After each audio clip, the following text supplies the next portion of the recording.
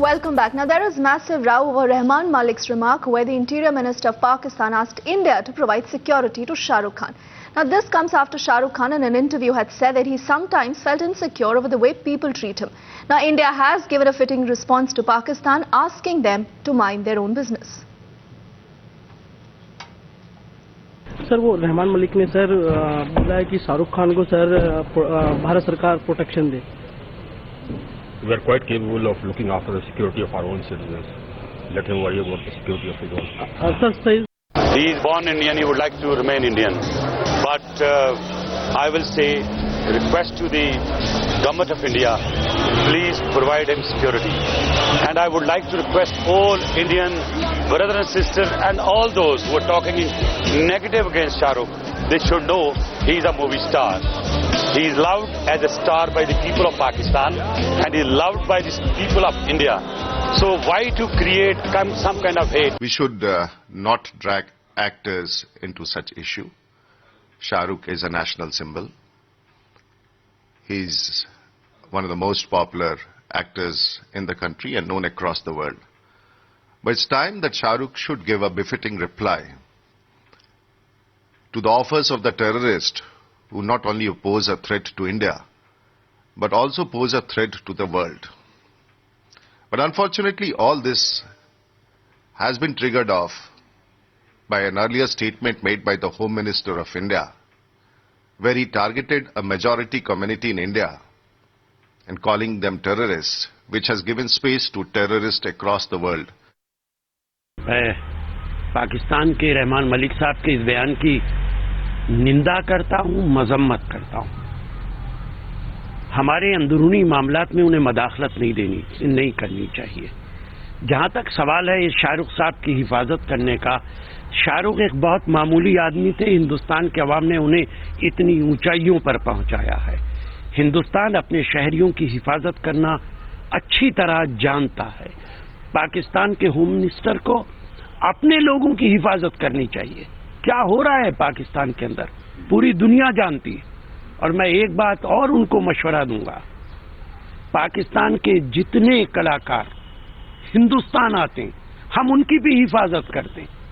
पाकिस्तान के कलाकार यहां आके जब वापस जाते हैं हिंदुस्तान की तारीफ करते हैं, हिंदुस्तान के आवाम की तारीफ करते हैं. हम उनको भी सिक्योरिटी प्रोवाइड करते हैं. और पाकिस्तान को अपने गिरेबान में झांक के देखना चाहिए. मेहंदी हसन के साथ क्या किया है उन्होंने. एक बड़ा कलाकार था, उनको भी हमने कहा था कि हिंदुस्तान भेज दो, हम इलाज करा देंगे. वो हिफाजत करना तो दूर की बात है, वो अपने कलाकारों को प्रॉपर तरीके से इलाज भी नहीं करा सकते. शाहरुख खान ने एक आर्टिकल लिखा है आउटलुक मैगजीन में, जिसको मैं आपको दिखाता हूं, ये मेरे पास है, बीइंग अ खान, जिसमें उन्होंने बताया है कि एक मुसलमान होने के नाते उन्होंने क्या देखा, क्या पाया हिंदुस्तान के अंदर, और उन्होंने हिंदुस्तान की तारीफ की है. अब इसके ऊपर जो हाफिज सईद हैं, जो एक आतंकवादी हैं, उनका यह कहना है कि आ जाएं हमारे यहां पाकिस्तान में, तो उन्हें मैं बताना चाहता हूं कि शाहरुख और उनका खानदान देशभक्तों में से है, नेशनलिस्ट लीडरों में से है. उनके पिताजी जब देश का विभाजन हुआ तो पाकिस्तान छोड़ के हिंदुस्तान आए थे.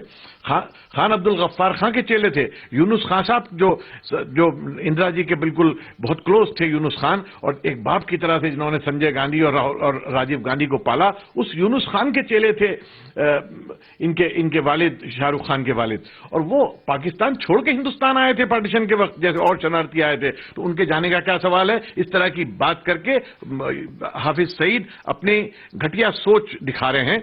और जो रहमान मलिक साहब हैं, उनका ये कहना है कि सब सिक्योरिटी प्रोवाइड करो. शाहरुख खान को सिक्योरिटी की जरूरत नहीं है. हिंदुस्तान के लाखों करोड़ों उनके चाहने वाले शाहरुख खान की सिक्योरिटी हैं. जहां तक प्रश्न है शाहरुख का बयान हो या शिंदे का बयान, इन बयानों को भारत विरोधी ताकतें, भारत विरोधी शैतानी ताकतें, और खासतौर से पाकिस्तान में पल पुस रही, बढ़ रही भारत विरोधी ताकतें, उसको अपना भारत विरोधी षड्यंत्र और साजिशों का हथियार बनाते रहे.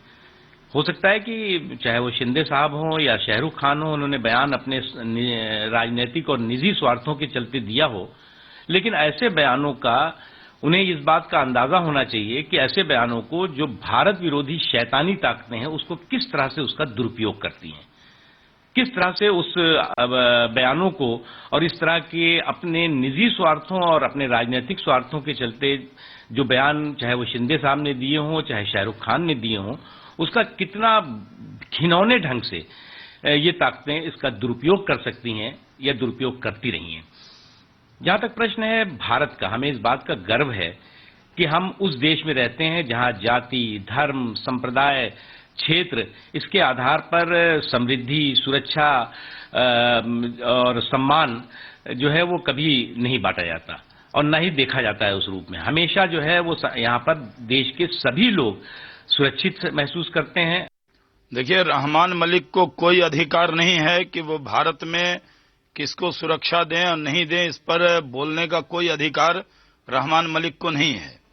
भारत के लोगों को खतरा रहमान मलिक की आईएसआई से है, हाफिज सईद से है, उस आतंकवादियों से है और पाकिस्तान से है, न कि भारत के लोगों को खतरा भारत से है। मैं बहुत जिम्मेदारी से कहना चाहता हूं कि भारत सरकार को सख्त प्रोटेस्ट करना चाहिए, पाकिस्तान के हाई कमिश्नर को बुलाकर अपनी आपत्ति दर्ज करानी चाहिए और रहमान मलिक को माफी मांगनी चाहिए। रहमान मलिक को मालूम होना चाहिए कि जो अक़लियतों की हालत पाकिस्तान में है वो हालत भारत में नहीं है।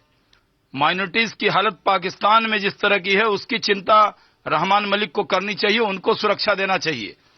भारत के अंदर भारत के मुसलमानों को धर्म के नाम पर कोई भेदभाव नहीं होता। भारत के मुसलमानों के लिए भारत से अच्छा देश और हिंदू से अच्छा पड़ोसी नहीं मिल सकता।